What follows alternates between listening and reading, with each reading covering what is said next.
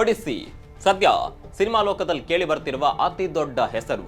ಜಗತ್ತಿನ ಟಾಪ್ ಡೈರೆಕ್ಟರ್ಗಳಲ್ಲಿ ಒಬ್ಬರಾದ ಕ್ರಿಸ್ಟೋಫರ್ ನೋಲನ್ರ ಹೊಸ ಸಿನಿಮಾ ಇದು.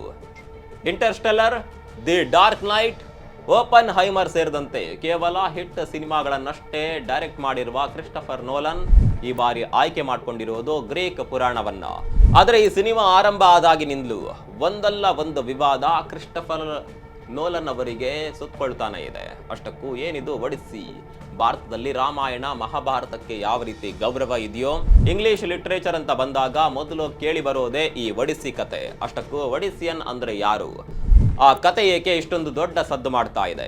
ಈಗ ಬರ್ತಿರುವ ಒಡಿಸ್ಸಿ ಸಿನಿಮಾದ ಟ್ರೈಲರ್ ಇದೆಯಲ್ಲ, ಅದು ಯೂಟ್ಯೂಬ್ ಇತಿಹಾಸದಲ್ಲೇ ಅತಿ ಹೆಚ್ಚು ಡಿಸ್ಲೈಕ್ಗಳನ್ನ ಪಡ್ಕೊಂಡಿರುವ ಟ್ರೈಲರ್ ಅನ್ನುವ ಕುಖ್ಯಾತಿಗೆ ಪಾತ್ರವಾಗಿದೆ. ಕ್ರಿಸ್ಟೋಫರ್ ನೋಲನ್ ಅಭಿಮಾನಿಗಳೇ ಈ ಸಿನಿಮಾಗೆ ಛೀಮಾರಿ ಹಾಕ್ತಿದ್ದಾರೆ. ಹಾಗಿದ್ರೆ ಇದಕ್ಕೆಲ್ಲ ಏನ್ ಕಾರಣ ಅನ್ನೋದನ್ನ ಈ ವಿಡಿಯೋದಲ್ಲಿ ಡೀಟೇಲ್ ಆಗಿ ಹೇಳ್ತೀವಿ ನೋಡಿ. ಸ್ನೇಹಿತರೆ ನಮಸ್ಕಾರ, ಚರಿತ್ರೆ ಮತ್ತೊಂದು ವಿಡಿಯೋಗೆ ನಿಮಗೆಲ್ಲ ಪ್ರೀತಿಯ ಸ್ವಾಗತ.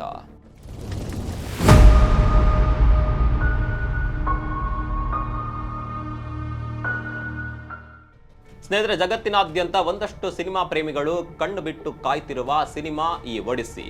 ನಾವಿಲ್ಲಿ ಒಂದಷ್ಟು ಸಿನಿಮಾ ಪ್ರೇಮಿಗಳು ಅಂತ ಹೇಳ್ತಿರೋದಕ್ಕೆ ಕಾರಣ ಇದೆ. ನಾವ್ ಯಾಕೆ ಹಾಗೆ ಹೇಳ್ತಿದ್ದೀವಿ ಅನ್ನೋದಕ್ಕೆ ಈ ವಿಡಿಯೋ ಎಂಡ್ನಲ್ಲಿ ನಿಮಗೆ ಕ್ಲಾರಿಟಿ ಸಿಗುತ್ತೆ. ಮೊದಲೇದಾಗಿ ಕಮರ್ಷಿಯಲ್ ಪಾಯಿಂಟ್ ಆಫ್ ವ್ಯೂನಲ್ಲಿ ಇದು ಇತ್ತೀಚಿನ ದಿನಗಳಲ್ಲಿ ಬಂದಿರುವ ಅಥವಾ ಬರ್ತಿರುವ ಅತಿ ದೊಡ್ಡ ಸಿನಿಮಾ.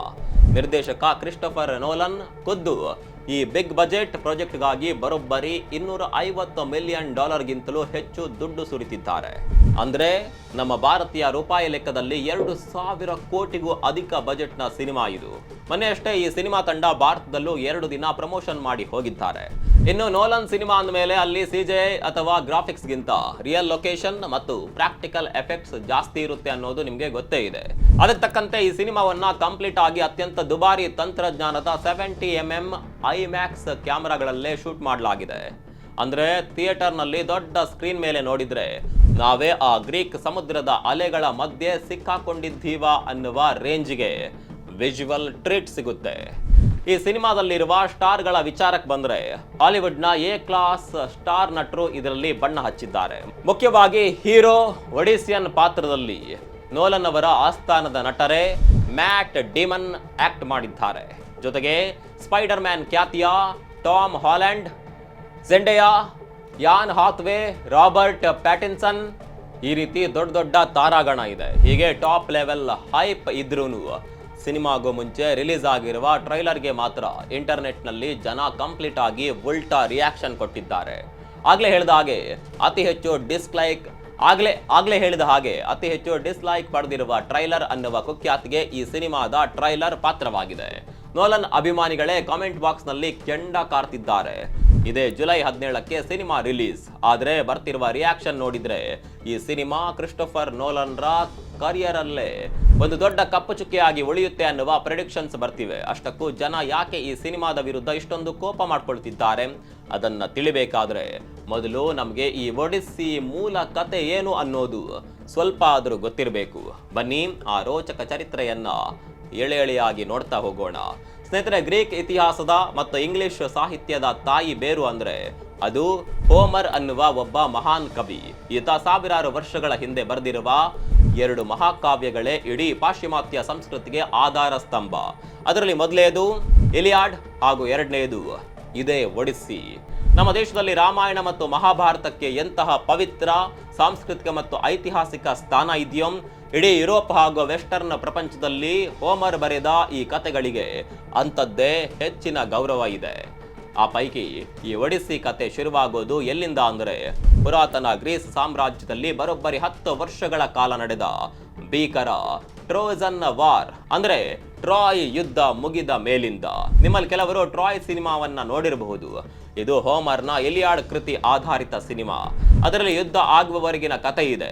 ಯುದ್ಧ ಮುಗಿದ ಮೇಲೆ ಒಡಿಸ್ಸಿ ಕತೆ ಶುರುವಾಗುತ್ತೆ. ಹಾಗಿದ್ರೆ ಯುದ್ಧದಲ್ಲಿ ಏನಾಯಿತು? ಟ್ರಾಯ್ ಸಿನಿಮಾದಲ್ಲಿ ತೋರಿಸಿರುವ ಹಾಗೆ ಟ್ರಾಯ್ ಅನ್ನುವ ಅಜೇಯ ಸಾಮ್ರಾಜ್ಯದ ವಿರುದ್ಧ ಗ್ರೀಕರೆಲ್ಲ ಒಂದಾಗಿ ಮಹಾ ಯುದ್ಧ ಮಾಡ್ತಾರೆ. ಇಡೀ ಗ್ರೀಕ್ ಪಡೆ ಗೆಲ್ಲೋದಕ್ಕೆ ಅತಿ ಮುಖ್ಯ ಕಾರಣ ಯಾರು ಗೊತ್ತಾ? ಅವನೇ ಇತಾಕ ದೇಶದ ರಾಜ ಹಾಗೂ ಈ ಕಥೆಯ ಹೀರೋ ಆಗಿರುವ ಒಡಿಶಿಯಸ್. ಈತ ಬರೀ ಶೂರ ಅಷ್ಟೇ ಅಲ್ಲ, ಸಿಕ್ಕಾಪಟ್ಟೆ ಕುತಂತ್ರಿ ಬುದ್ಧಿ ಮತ್ತು ತಂತ್ರಗಾರಿಕೆಗೆ ಫೇಮಸ್. ಈತನೇ ಒಂದು ಮಾಸ್ಟರ್ ಪ್ಲಾನ್ ಮಾಡ್ತಾನೆ. ಅದೇ ಟ್ರೋಜನ್ ಹಾರ್ಸ್, ಒಂದು ಬೃಹತ್ ಮರದ ಕುದುರೆ. ಆ ಕುದುರೆ ಒಳಗಡೆ ಗ್ರೀಕ್ ಸೈನಿಕರನ್ನ ಬಚ್ಚಿಟ್ಟು ಶತ್ರುಗಳ ಕೋಟೆಯ ಒಳಗಡೆ ಕಳಿಸಿ ಇಡೀ ಟ್ರಾಯ್ ಸಾಮ್ರಾಜ್ಯವನ್ನೇ ಧ್ವಂಸ ಮಾಡ್ತಾರೆ. ಯುದ್ಧ ಮುಗೀತು, ಟ್ರಾಯ್ ಮಣ್ಣು ಪಾಲಾಯಿತು. ಈಗ ಒಡಿಸಿಯಸ್ ತನ್ನ ಹೆಂಡತಿ ಪೆನೆಲೋಪ್ ಮತ್ತು ಮಗ ಟೆಲಿಮ್ಯಾಕಸ್ನನ್ನ ನೋಡೋದಕ್ಕೆ ತನ್ನ ದೇಶವಾದ ಇತಾಕಾಗೆ ವಾಪಸ್ ಪ್ರಯಾಣ ಬೆಳೆಸಬೇಕು. ಆದರೆ ವಿಧಿಯ ಆಟ ಬೇರೆನೇ ಇರುತ್ತೆ. ಮ್ಯಾಪ್ ತೆಗೆದು ನೋಡಿದ್ರೆ ಟ್ರಾಯ್ನಿಂದ ಇತಾಕಾಗೆ ಸಮುದ್ರದ ದಾರಿಯಲ್ಲಿ ಬರೋದು ಜಸ್ಟ್ ಕೆಲವು ದಿನಗಳ ಪ್ರಯಾಣ ಅಷ್ಟೇ. ಆದ್ರೆ ನಮ್ಮ ಹೀರೋ ಒಡಿಸಿಯಸ್ಗೆ ತನ್ನ ಮನೆ ತಲುಪೋದಕ್ಕೆ ಬರೋಬ್ಬರಿ 10 ವರ್ಷ ಬೇಕಾಗುತ್ತೆ. ಯೋಚನೆ ಮಾಡಿ, 10 ದಿನದ ಹಾದಿಗೆ 10 ವರ್ಷಗಳ ಕಾಲ ಆತ ಸಮುದ್ರದಲ್ಲಿ ಅಲಿಯಬೇಕಾಗಿರುತ್ತೆ. ಯಾಕೊತ್ತಾ, ಆತನಿಗೆ ಗ್ರೀಕ್ ದೇವತೆಗಳ ಘೋರ ಶಾಪ ಇರುತ್ತೆ. ಯುದ್ಧ ಗೆದ್ದ ಅಹಂಕಾರದಲ್ಲಿ ಒಡಿಸಿಯಸ್ ಮತ್ತು ಆತನ ಸೈನಿಕರು ಗ್ರೀಕ್ ಸಮುದ್ರ ದೇವತೆಯಾದ ಪೊಸೈಡನ್ನ ಮಗನಿಗೆ ಅವಮಾನ ಮಾಡ್ತಾರೆ. ಆತನ ಹೆಸರು ಸೈಕ್ಲೋಪ್ಸ್. ಆತ ನರಭಕ್ಷಕ ಹಾಗೂ ಒಂಟಿ ಕಣ್ಣಿನ ದೈತ್ಯ ರಾಕ್ಷಸ. ಆ ಸೈಕ್ಲೋಪ್ಸ್ನ ಒಂಟಿ ಕಣ್ಣನ್ನ ಚುಚ್ಚಿ ಒಡಿಸಿಯಸ್ ಹಾಗೂ ಆತನ ಸೈನಿಕರು ಕುರುಡು ಮಾಡ್ತಾರೆ. ಇದರಿಂದ ಸಿಟ್ಟಿಗೆದ್ದ ಸಮುದ್ರ ದೇವ ಪೊಸೈಡನ್ ಒಡಿಸಿಯಸ್ ಸುಲಭವಾಗಿ ಮನೆಗೆ ತಲುಪಬಾರದು ಅಂತ ಸಮುದ್ರದಲ್ಲಿ ಭೀಕರ ಬಿರುಗಾಳಿ ದೈತ್ಯ ಅಲೆಗಳನ್ನ ಸೃಷ್ಟಿ ಮಾಡಿ ಆತನ ಹಡಗನ್ನ ದಿಕ್ಕು ತಪ್ಪಿಸಿ ಬಿಡ್ತಾನೆ. ಅಲ್ಲಿಂದ ಒಡಿಸಿಯಸ್ನ ಅಸಲಿ ಸಾಹಸಯಾನ ಶುರುವಾಗುತ್ತೆ. ಇದು ಬರೀ ಸಮುದ್ರದ ಜರ್ನಿ ಅಲ್ಲ, ಇದು ಪ್ರತಿಯೊಂದು ಹೆಜ್ಜೆಯಲ್ಲೂ ಬದುಕಿನ ಹೋರಾಟ. ದಾರಿಯಲ್ಲಿ ಆತನಿಗೆ ವಿಚಿತ್ರ ಮತ್ತು ಭಯಾನಕ ಸವಾಲುಗಳು ಎದುರಾಗುತ್ತವೆ. ಮೊದಲೇದಾಗಿ ಸೈರನ್ಸ್ ಅನ್ನುವ ಅದ್ಭುತ ಸುಂದರಿಯರು. ಇವರು ಸಮುದ್ರದ ಮಧ್ಯೆ ಬಂಡೆಗಳ ಮೇಲೆ ನಿಂತು ಎಂತವರನ್ನ ಕೂಡ ಮರಳು ಮಾಡುವ ತರ ಮಾಂತ್ರಿಕ ಧ್ವನಿಯಲ್ಲಿ ಹಾಡ್ತಾ ಇರ್ತಾರೆ. ಆ ಹಾಡು ಕೇಳಿದ್ರೆ ಹಡಗಿನ ನಾವಿಕರು ತಮ್ಮ ಪ್ರಜ್ಞೆ ಕಳೆದುಕೊಂಡು ಹುಚ್ಚರಾಗಿ ಹಡಗನ್ನ ತಂದು ಬಂಡೆಗಳಿಗೆ ಗುದ್ದಿ ಸತ್ತು ಹೋಗ್ತಾರೆ. ಇದನ್ನು ತಡೆಯೋದಕ್ಕೆ ಒಡಿಸಿಯಸ್ ತನ್ನ ಸೈನಿಕರ ಕಿವಿಗಳಿಗೆ ಮೇಣ ಹಾಕಿ ಮುಚ್ಚಿಡ್ತಾನೆ. ಆದ್ರೆ ತನಗೆ ಆ ಹಾಡು ಕೇಳಬೇಕು ಅಂತ ತನ್ನನ್ನೇ ಹಡಗಿನ ಕಂಬಕ್ಕೆ ಗಟ್ಟಿಯಾಗಿ ಕಟ್ಟಿಸಿಕೊಳ್ತಾನೆ. ಅದಾದ್ಮೇಲೆ ಸೀರ್ಸೆ ಅನ್ನುವ ಮಂತ್ರಗಾರ್ತಿ ಸಿಗ್ತಾಳೆ. ಆಕೆ ಒಡಿಸಿಯಸ್ನ ಸೈನಿಕರ ಮೇಲೆ ಮಂತ್ರದಂಡ ಬಳಸಿ ಅವರನ್ನೆಲ್ಲ ಹಂದಿಗಳನ್ನಾಗಿ ಬದಲಾಯಿಸಿ ಬಿಡ್ತಾಳೆ. ಅವಳಿಂದ ತನ್ನವರನ್ನ ಬದುಕಿಸೋದಕ್ಕೆ ಒಡಿಸಿಯಸ್ ದೇವತೆಗಳ ಸಹಾಯ ಪಡಿತಾನೆ. ಅಷ್ಟೇ ಅಲ್ಲ, ಮುಂದೆ ಕಲಿಪ್ಪೋ ಅನ್ನುವ ದೇವತೆ ಒಡಿಸಿಯಸ್ನನ್ನ ಒಂದು ಒಂಟಿ ದ್ವೀಪದಲ್ಲಿ ಕೂಡಿಟ್ಟು ನನ್ನನ್ನೇ ಮದುವೆಯಾಗು, ನಿನಗೆ ಸಾವಿಲ್ಲದ ಅಮರತ್ವ ಕೊಡ್ತೀನಿ ಅಂತ ಹೇಳ್ತಾಳೆ. ಆದರೆ ಹೆಂಡತಿ ಮಗನ ಮೇಲಿರುವ ನಿಷ್ಕಲ್ಮಶ ಪ್ರೀತಿಯಿಂದಾಗಿ ಒಡಿಸಿಯಸ್ ಅದನ್ನೆಲ್ಲ ರಿಜೆಕ್ಟ್ ಮಾಡಿ ಅಲ್ಲಿಂದಲೂ ತಪ್ಪಿಸಿಕೊಳ್ತಾನೆ. ಇತ್ತ ಒಡಿಸಿಯಸ್ ಸಮುದ್ರದಲ್ಲಿ ದೈತ್ಯ ರಾಕ್ಷಸರು ಮಾಂತ್ರಿಕತೆಯ ಮಧ್ಯೆ ಒದ್ದಾಡ್ತಾ ಇದ್ರೆ ಆತನ ಸ್ವದೇಶವಾದ ಇತಾಕದಲ್ಲಿ ಪರಿಸ್ಥಿತಿ ನರಕದಂತಿರುತ್ತೆ. ಒಡಿಸಿಯಸ್ ಯುದ್ಧ ಮುಗಿದ ಮೇಲೂ ಬರಲಿಲ್ಲ.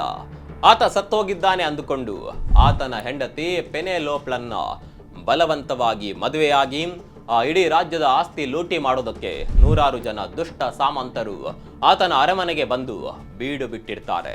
ಇವರೆಲ್ಲರೂ ರಾಣಿಯನ್ನ ಪೀಡಿಸ್ತಾ ಇರ್ತಾರೆ. ಆದರೆ ಪೆನೆಲೋಪ್ ಮಾತ್ರ ಪತಿವ್ರತೆ. ಅವಳು ಒಂದು ಚಾಣಾಕ್ಷ ಉಪಾಯ ಮಾಡ್ತಾಳೆ. ನಾನು ನನ್ನ ಮಾವನಿಗೆ ಒಂದು ಹೆಣದ ಬಟ್ಟೆ ನೇಯ್ತಾ ಇದ್ದೀನಿ, ಇದು ಮುಗ್ದ ತಕ್ಷಣ ನಿಮ್ಮಲ್ಲಿ ಒಬ್ಬನನ್ನ ಮದುವೆ ಆಗ್ತೀನಿ ಅಂತಾಳೆ. ಹಗಲೆಲ್ಲ ಎಲ್ಲರ ಎದುರು ನೇಯೋದು, ರಾತ್ರಿ ಯಾರಿಗೂ ತಿಳಿಯದ ಹಾಗೆ ಅದನ್ನ ಬಚ್ಚಿಡೋದು. ಹೀಗೆ 10 ವರ್ಷಗಳ ಕಾಲ ದಿನ ದೂಡ್ತಾ ಇರ್ತಾಳೆ. ಕೊನೆಗೆ ಬರೋಬ್ಬರಿ 20 ವರ್ಷಗಳ ನಂತರ ಒಡಿಸಿಯಸ್ ಒಬ್ಬ ಭಿಕ್ಷುಕನ ವೇಷದಲ್ಲಿ ತನ್ನ ರಾಜ್ಯಕ್ಕೆ ವಾಪಸ್ ಬರ್ತಾನೆ. ಬಂದು ತನ್ನ ಮಗ ಟೆಲಿಮ್ಯಾಕಸ್ ಜೊತೆ ಸೇರಿ ತನ್ನ ಅರಮನೆಯನ್ನ ಆಕ್ರಮಿಸಿಕೊಂಡಿದ್ದ ಎಲ್ಲಾ ದುಷ್ಟರನ್ನ ಸಂಹಾರ ಮಾಡಿ ಹೆಂಡತಿಯನ್ನ ಸೇರ್ತಾನೆ. ಇದು ಒಡಿಸ್ಸಿಯ ಕಂಪ್ಲೀಟ್ ಕತೆ ಕೇಳೋಕೆ ಸ್ವಲ್ಪ ಇಂಟ್ರೆಸ್ಟಿಂಗ್ ಮತ್ತು ಎಮೋಷನಲ್ ಆಗಿನೇ ಇದೆ ಅಲ್ವಾ? ಹಾಗಿದ್ರೆ ಇಂತಹ ಅದ್ಭುತ ಕತೆ ಇಟ್ಕೊಂಡು ಸಿನಿಮಾ ಮಾಡ್ತಿರುವ ಕ್ರಿಸ್ಟೋಫರ್ ನೋಲಾನ್ ವಿರುದ್ಧ ಜನ ಯಾಕೆ ಇಷ್ಟೊಂದು ರೊಚ್ಚಿಗೆದ್ದಿದ್ದಾರೆ? ಈಗ ಈ ವಿವಾದದ ವಿಚಾರಕ್ಕೆ ಬರೋಣ. ಸ್ನೇಹಿತರೆ, ಆಗ್ಲೇ ಹೇಳಿದ ಹಾಗೆ ಈ ಒಡಿಸ್ಸಿ ಸಿನಿಮಾಗೂ ಮುಂಚೆ 2004ರಲ್ಲಿ ಟ್ರಾಯ್ ಅನ್ನುವ ಒಂದು ಸೂಪರ್ ಹಿಟ್ ಸಿನಿಮಾ ಬಂದಿತ್ತು. ಬ್ರ್ಯಾಡ್ ಪಿಟ್ ಆಕ್ಟ್ ಮಾಡಿದ್ದ ಈ ಸಿನಿಮಾ ಹೋಮರ್ನ ಮೊದಲ ಕಾವ್ಯ ಇಲಿಯಡ್ ಆಧಾರದ ಮೇಲಿತ್ತು. ಜನ ಅದನ್ನ ಒಪ್ಕೊಂಡಿದ್ರು. ಆದರೆ ಈ ಒಡಿಸ್ಸಿ ಸಿನಿಮಾದಲ್ಲಿ ಟ್ರಾಯ್ ಸಿನಿಮಾದಲ್ಲಿ ತೋರಿಸಿರುವ ವಿಚಾರಗಳ ಜೊತೆಗೆ ಮೂಲ ಕಥೆಯ ಆತ್ಮವನ್ನೇ ಹೆಂಗ್ ಬೇಕು ಹಂಗೆ ಕ್ರಿಸ್ಟೋಫರ್ ನೋಲನ್ ಚೇಂಜ್ ಮಾಡ್ಕೊಂಡಿದ್ದಾರೆ ಅನ್ನೋದು ಮೇನ್ ಕಾಂಟ್ರವರ್ಸಿ. ಮೊದಲದಾಗಿ ಒಡಿಸ್ಸಿ ಸಿನಿಮಾದ ಕ್ಯಾಸ್ಟಿಂಗ್ ಚಾಯ್ಸ್ ಅಂದ್ರೆ ನಟನಟಿಯರ ಆಯ್ಕೆ. ಗ್ರೀಕ್ ಪುರಾಣದಲ್ಲಿ ಜಗತ್ತಿನ ಅತಿ ಸುಂದರಿ ಅಂತ ಕರೆಯಲಾಗಿರುವ ಹೆಲೆನಾ ಆಫ್ ಟ್ರಾಯ್ ಪಾತ್ರಕ್ಕೆ ಆಸ್ಕರ್ ಪ್ರಶಸ್ತಿ ವಿಜೇತ ಕೇನ್ಯಾ ಮೆಕ್ಸಿಕನ್ ಮೂಲದ ಕಪ್ಪು ವರ್ಣದ ನಟಿ ಲುಪಿಟಾ ನ್ಯಾಂಗೋ ಅವರನ್ನ ನೋಲನ್ ಆಯ್ಕೆ ಮಾಡಿದ್ದಾರೆ. ಹೆಲೆನ್ ಜೊತೆಗೆ ಅವಳ ತಂಗಿ ಕ್ಲೈಟೆ ಮೆಸ್ಟಾ ಪಾತ್ರವನ್ನ ಕೂಡ ಇವರೇ ಮಾಡಿದ್ದಾರೆ. ಇದು ಜಗತ್ತಿನಾದ್ಯಂತ ಇರುವ ಬಲಪಂಥೀಯ ಪಂಡಿತರು ಮತ್ತು ನೆಟ್ಟಿಗರ ಕೆಂಗಣ್ಣಿಗೆ ಗುರಿಯಾಗಿದೆ. ಇತಿಹಾಸವನ್ನ ಮತ್ತು ಗ್ರೀಕ್ ಪುರಾಣವನ್ನ ಹಾಳು ಮಾಡೋದಕ್ಕೆ ನೋಲನ್ ವೋಕ್ ಸಂಸ್ಕೃತಿ ಮತ್ತು ಡೈವರ್ಸಿಟಿ ಮೆಟ್ರಿಕ್ಸ್ ಫಾಲೋ ಮಾಡ್ತಿದ್ದಾರೆ ಅಂತ ಎಲನ್ ಮಸ್ಕ್ ಅವರಂತಹ ದೊಡ್ಡ ದೊಡ್ಡ ಸೆಲೆಬ್ರಿಟಿಗಳೇ ಓಪನ್ ಆಗಿಯೇ ಆಕ್ರೋಶ ಹೊರಹಾಕಿದ್ದಾರೆ. ಇದರ ಜೊತೆಗೆ ಟ್ರಾನ್ಸ್ಜೆಂಡರ್ ನಟ ಎಲಿಯಟ್ ಪೇಜ್ ಅವರಿಗೆ ಗ್ರೀಕ್ ಮಹಾವೀರ ಅಕಿಲಿಸ್ ಪಾತ್ರ ಕೊಡಲಾಗಿದೆ ಅನ್ನುವ ಒಂದು ಸುಳ್ಳು ರೂಮರ್ ಇಂಟರ್ನೆಟ್ನಲ್ಲಿ ಹಬ್ಬಿ ಸಿಕ್ಕಾಪಟ್ಟೆ ರಂಪಾಟ ಆಗಿತ್ತು. ಆದರೆ ಆಮೇಲೆ ಗೊತ್ತಾಯಿತು ಅವರು ಸಿನಾನ್ ಅನ್ನುವ ಸೈನಿಕನ ಕ್ಯಾರೆಕ್ಟರ್ ಮಾಡಿದ್ದಾರೆ ಅಂತ. ಅಷ್ಟೇ ಅಲ್ಲ, ಅಮೆರಿಕನ್ ರ್ಯಾಪರ್ ಟ್ರಾವಿಸ್ ಸ್ಕ್ಯಾಟ್ ಅವರನ್ನ ಗ್ರೀಕ್ ಕಾವ್ಯ ಹಾಡುವ ಕವಿ ಪಾತ್ರಕ್ಕೆ ತಂದಿರೋದು ನೋಲನ್ ಅಭಿಮಾನಿಗಳಿಗೆ ಶಾಕ್ ಕೊಟ್ಟಿದೆ. ಇದಕ್ಕೆ ನೋಲನ್ ಸಮರ್ಥನೆ ಏನ್ ಗೊತ್ತಾ? ಅವತ್ತಿನ ಕಾಲದ ಓರಲ್ ಪೊಯೆಟ್ರಿ ಮತ್ತು ಇವತ್ತಿನ ರ್ಯಾಪ್ ಮ್ಯೂಸಿಕ್ ಎರಡು ಒಂದೇ, ಅದಕ್ಕೆ ಟ್ರಾವಿಸ್ ಸ್ಕ್ಯಾಟ್ ಕರತಂದೆ ಅಂತ ಹೇಳ್ತಿದ್ದಾರೆ. ಇನ್ನು ಇಡೀ ಗ್ರೀಕ್ ಇತಿಹಾಸದ ಕಥೆಯಲ್ಲಿ ಒಬ್ಬನೇ ಒಬ್ಬ ಗ್ರೀಕ್ ಅಥವಾ ಮೆಡಿಟರೇನಿಯನ್ ಮೂಲದ ನಟನಿಗೆ ಮೇನ್ ರೋಲ್ ಕೊಡದೆ ಬರೀ ಅಮೆರಿಕನ್ ಮತ್ತು ಬ್ರಿಟಿಷ್ ನಟರನ್ನೇ ತುಂಬಿಸಿದ್ದಾರೆ ಅನ್ನೋದು ಸಿನಿಮಾ ಕ್ರಿಟಿಕ್ಸ್ ಕೋಪಕ್ಕೆ ಕಾರಣವಾಗಿದೆ. ಇದು ಒಂದಾಯಿತು. ಎರಡನೇ ಪಾಯಿಂಟ್ಸ್ ಏನಪ್ಪಾ ಅಂದ್ರೆ, ಈ ಸಿನಿಮಾದಲ್ಲಿ ಬಳಸಿರುವ ಭಾಷೆ, ಡೈಲಾಗ್ಸ್ ಮತ್ತು ಕಾಸ್ಟ್ಯೂಮ್ಸ್. ಟ್ರೈಲರ್ನಲ್ಲಿ ಕ್ಯಾರೆಕ್ಟರ್ಗಳೆಲ್ಲ ಮಾಡರ್ನ್ ಇಂಗ್ಲಿಷ್ನಲ್ಲಿ, ಅದರಲ್ಲೂ ಅಪ್ಪಟ ಅಮೆರಿಕನ್ ಆಕ್ಸೆಂಟ್ನಲ್ಲಿ ಮಾತನಾಡ್ತಾ ಇರೋದು ಹಳೆ ಕಾಲದ ಸಿನಿಮಾ ಪ್ರೇಮಿಗಳಿಗೆ ತಲೆನೋವು ತರಿಸಿದೆ.